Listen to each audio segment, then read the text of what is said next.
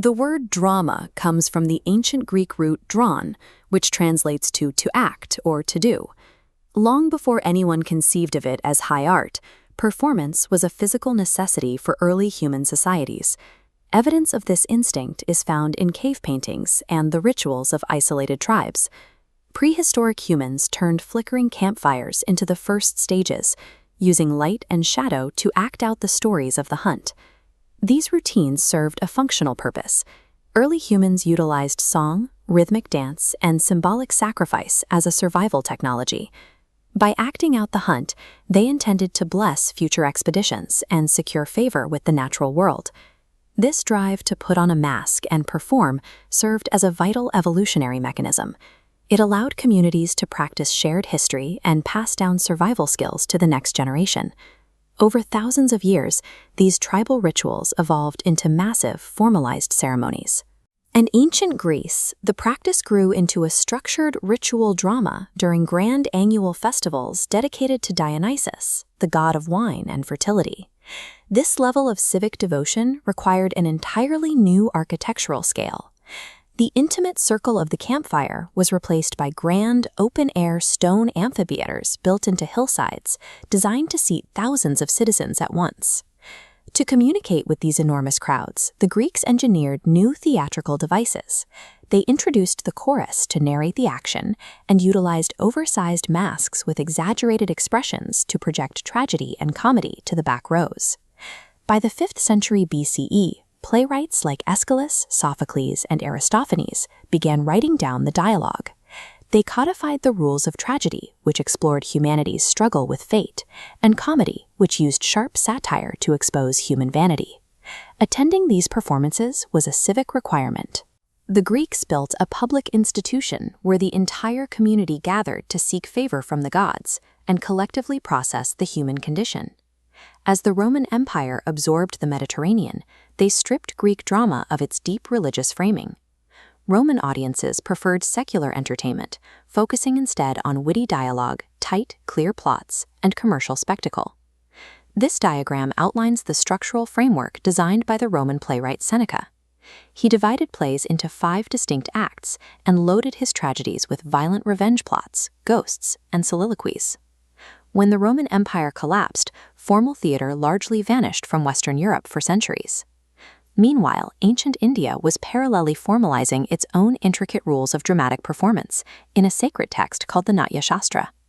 By completely separating theater from its sacred origins, Rome turned drama into a disposable luxury.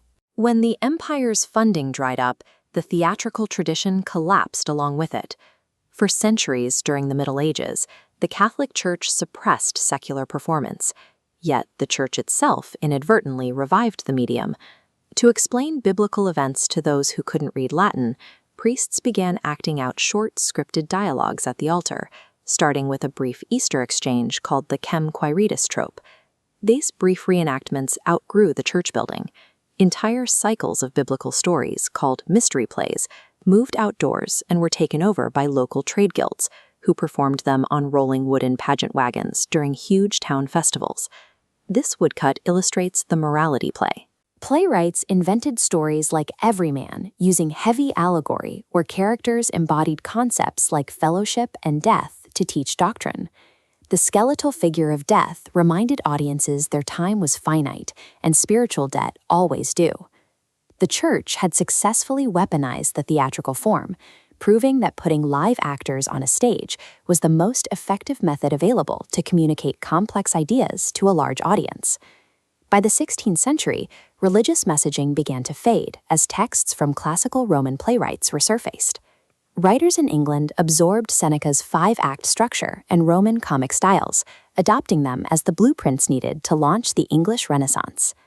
Acting troupes stopped touring on wooden wagons and started building permanent, purpose-built commercial venues in London, like the Globe. These massive amphitheaters drew thousands of citizens from every social class into a single room. Pioneers like William Shakespeare and Christopher Marlowe stepped into this space. They fused Roman structural logic with dynamic, mass-market storytelling designed to appeal to everyone from the urban poor to the nobility. The Elizabethan era permanently shifted the center of English culture from the church pulpit to the commercial playhouse, creating a platform that could mobilize the opinions of thousands of citizens in a single afternoon. As the public theatre became London's most influential platform for social commentary, it collided with those in power. By the 1730s, biting political satires targeting Prime Minister Robert Walpole became so popular that the government fought back with the 1737 Licensing Act, requiring every new script to be pre-approved by a government official. Over the following century, as the world industrialized and secularized, audiences lost interest in grand romantic melodramas.